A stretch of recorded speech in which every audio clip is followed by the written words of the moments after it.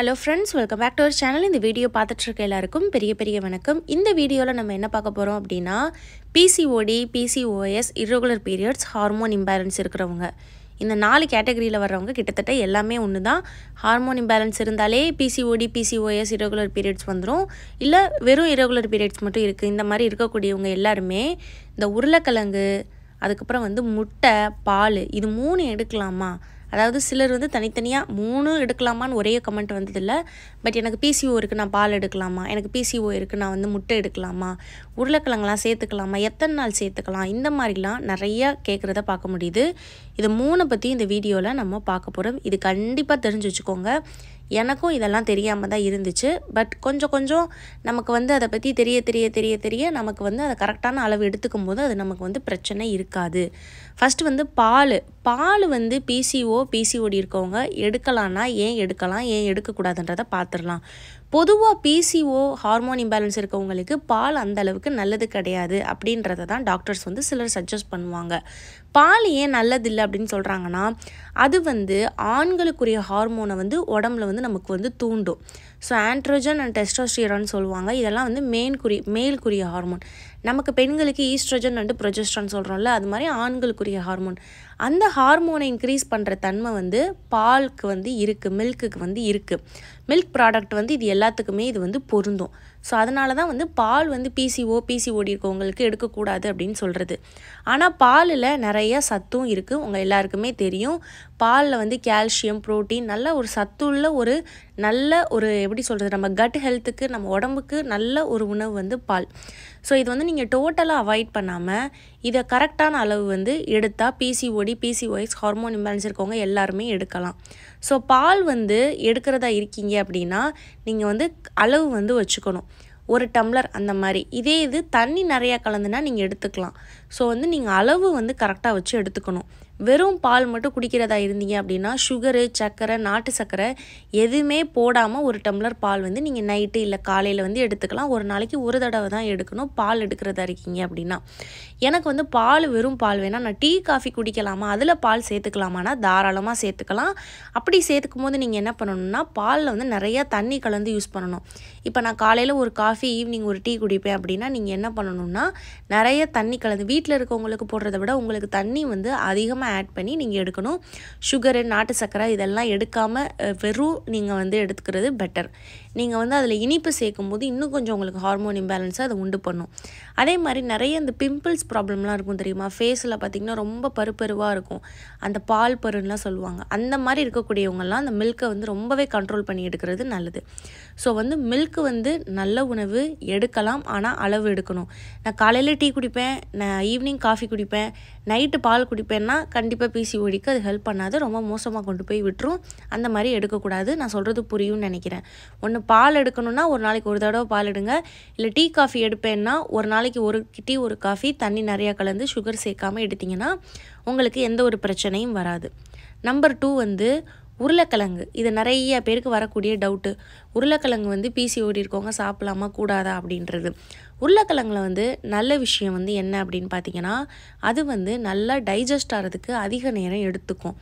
அது கொஞ்சம் நீங்கள் இப்போ இந்த வெயிட் லாஸ் பண்ணுறீங்க அந்த மாதிரி இருக்கக்கூடியவங்களுக்குலாம் உருளைக்கிழங்கு நீங்கள் எடுத்துக்கிட்டீங்க அப்படின்னா அது உங்களுக்கு பசியை தூண்டாது. இந்த கிரேவிங்ஸ்னு சொல்லுவோம்ல, டயட்டில் இருக்கவங்களுக்கு ஏதாவது சாப்பிடணும் போல் இருக்கும் சிலருக்கு. அந்த மாதிரி இருக்கக்கூடியவங்களாம் அந்த உருளைக்கிழங்கு எடுக்கும்போது அவங்களுக்கு அந்த கிரேவிங்ஸ் கண்ட்ரோல் பண்ணும். உருளைக்கிழங்கு ஒரு நல்ல உணவு தான். ஆனால் என்ன அப்படின்னு பார்த்தீங்கன்னா, அது கார்போஹைட்ரேட், மாவு சத்து அதிகமாக இருக்கும். மாவு சத்து அதிகமாக இருந்தாலே சர்க்கரை அளவு அதிகமாக இருக்குது அப்படின்னு அர்த்தம். கிளைசிமிக் இண்டெக்ஸ்னு சொல்லுவாங்க. அதுதான் அந்த உடம்புல சர்க்கரையோட அளவு இன்க்ரீஸ் பண்ணுறது.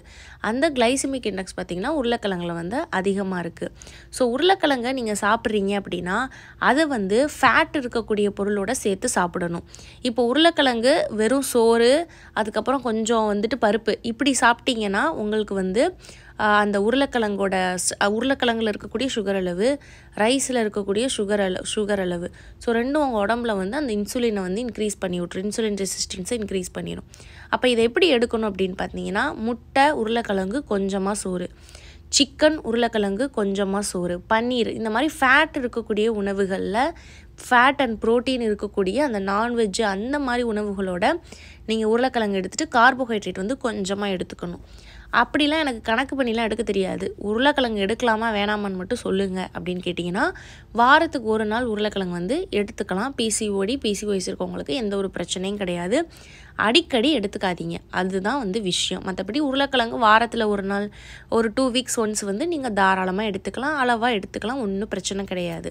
ஸோ உருளைக்கிழங்கு இன்னொன்று என்ன அப்படின்னு பார்த்தீங்கன்னா, நார்மல் உருளைக்கிழங்கோட இந்த ஸ்வீட் பொட்டேட்டோ இருக்குது பார்த்தீங்களா, சக்கரவள்ளி கிழங்கு, அது ரொம்ப ரொம்ப ரொம்ப நல்லது. அது வந்து ஹை ஃபைபர் இருக்கும். ஸோ ஃபைபரும் அதிகமாக இருக்கும், உங்களுக்கு வந்து டைஜஷன் ஆகிறதுக்கும் அதிக டைம் எடுக்கும். ஸோ வந்து பெஸ்ட்டு பிசிஓடிக்கு அந்த ஸ்வீட் பொட்டேட்டோ வந்து நீங்கள் அடிக்கடி வேணால் வந்து உங்களுக்கு டேஸ்ட் பிடிக்குது அப்படின்னா சேர்த்துக்கலாம். நம்பர் 3 வந்து என்னென்னு பார்த்தீங்கன்னா முட்டை. இதுவும் நிறைய பேருக்கு டவுட் வருது, பிசிஓஎஸ் இருக்கவங்க முட்டை சாப்பிட்லாமா வேணாமா அப்படின்றது. இதை பற்றி நான் ஆல்ரெடி சொல்லியிருக்கேன். முட்டை வந்து நீங்கள் ஒரு முட்டை டெய்லி ஒரு 1லேருந்து 2 முட்டை சாப்பிட்றதும் நீங்கள் சத்து மாத்திரை சாப்பிட்றதும் ஒன்று. அவ்வளோ ஹெல்ப் பண்ணும் முட்டை உங்கள் ஹெல்த்துக்கு. உங்களுக்கு அதில் ஃபோலிக் இருக்குது, அதில் வந்து அயன் இருக்குது, ஒமேகா 3 ஃபேட்டி ஆசிட் இருக்குது, விட்டமின்ஸ் இருக்குது, எல்லாமே இருக்குது ஒரு முட்டையில்.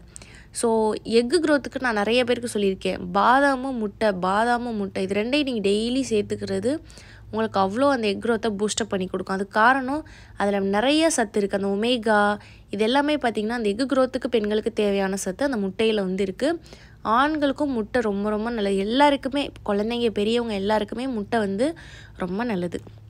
நீங்கள் 1லேருந்து 2 முட்டை தாராளமாக சாப்பிட்லாம், எந்த ஒரு பிரச்சனையும் வராது. அது ப்ரோட்டீன் கண்டென்ட் அதிகமாக இருக்கக்கூடியது, அதில் வந்து கார்போஹைட்ரேட்லாம் எதுவுமே கிடையாது. ஸோ வந்துட்டு நீங்கள் வந்து அந்த சுகர் லெவல் இன்க்ரீஸ் ஆகும் அப்படின்லாம் வந்து பயப்பட வேணாம். முட்டை நல்லா சேர்த்துக்கோங்க. பிசிஓஎஸ் இருக்கவங்களுக்கு எந்த பிரச்சனையும் வராது. அதே மாதிரி நாட்டுக்கோழி முட்டை தான் சாப்பிடணுமா, பிராய்லர் முட்டை சாப்பிடக்கூடாது அப்படின்னு நிறைய பேருக்கு டவுட் வரும். அப்படிலாம் கிடையாது. எங்கெங்கே இப்போலாம் நாட்டுக்கோழி முட்டை கிடைக்கிது, நாட்டுக்கோழி முட்டை தான் சாப்பிட்ணும் அப்படின்னு நினச்சோன்னா நான்லாம் இப்போ முட்டையே சாப்பிட முடியாது. நாட்டுக்கோழிலாம் இப்போ எங்கே இருக்குது, எந்த கடையில் கிடைக்குதுன்னு கூட எனக்குலாம் தெரியாது. ஸோ என்ன முட்டை கிடைக்குதோ அதை தான் நம்ம யூஸ் பண்ண முடியும். ஸோ அதை உடனே பிராய்லர் நல்லா இருக்காது, ஹார்மோன் இன்ஜெக்ஷன் போடுவாங்க, அது போட்டால் பிசிஓடி வந்துடும் அப்படின்லாம் கிடையாது. நல்லா கேர்ஃபுல்லாக தான் அந்த ஆன்டிபயோட்டிக்ஸ் கோழிகளுக்கு போடுவாங்க. அது அதோட கழிவுகள்லையே வெளியே போயிடும். அது உடம்புல வந்து தங்கி எந்த ஒரு ப்ராப்ளமும் உண்டு பண்ணாது. எங்கேயோ யாரோ ஒரு கிளப்பி விட்ட ஒரு பொருளின்னு சொல்லிடலாம். ஸோ நிறைய டாக்டர்ஸ் வந்து அதெல்லாம் கிடையாது அப்படின்னு சொல்கிறாங்க. நானே அதெல்லாம் பார்த்து தான் அவேர்னஸ் ஆனேன். ஸோ முட்டை வந்து டெய்லி 1லேருந்து 2 சேர்த்துக்கோங்க. மஞ்சக்கருவும் சேர்த்து சாப்பிட்லாம், எந்த ஒரு பிரச்சனையும் கிடையாது. சிலருக்கு வந்து இந்த முட்டை சாப்பிட்டா ஃபுட் அலர்ஜி ஆயிரும், இல்லைனா வந்து சிலருக்கு வந்து டாக்டர்ஸ் வந்து சஜஷன் பண்ணுவாங்க, பிசிஓடி இருக்கும்போது ஸ்பெசிஃபிக்காக முட்டை சாப்பிடாதீங்கன்னா சிலருக்கு சொல்லுவாங்க. அந்த மாதிரி இருக்கக்கூடியவங்க மட்டும் முட்டை அடிக்கடி சேர்த்துக்க வேணாம். மற்றபடி நார்மலாக பிசிஓ இருக்கிறவங்க, நான் பீரியட்ஸ் ரெகுலராக ட்ரை பண்ணுறேன் அப்படின்றவங்களாம் முட்டை வந்து தாராளமாக சேர்த்துக்கலாம். ஸோ அந்த 3 விஷயத்தையும் புரிஞ்சுக்கோங்க. இதில் நல்ல விஷயங்களும் இருக்குது, அது கரெக்டான அளவு எடுக்கணும். முட்டை தாராளமாக எடுத்துக்கலாம், அடிக்கடி சேர்த்துக்கோங்க. முட்டை ரொம்ப ரொம்ப ரொம்ப நல்லது. உங்களுக்கு வேறு டவுட் இருக்குது, வேறு ஏதாவது ஃபுட்டை பற்றி பிசிஓடி இருக்கவங்க எடுக்கலாமான்னு டவுட் இருக்குன்னா கமெண்ட்டில் கேளுங்க, கண்டிப்பாக நான் வீடியோ போடுறேன். என்னோடய பேர் ஸ்ரீஜான். இந்த வீடியோ பார்த்து எல்லாருக்கும் ரொம்ப நன்றி.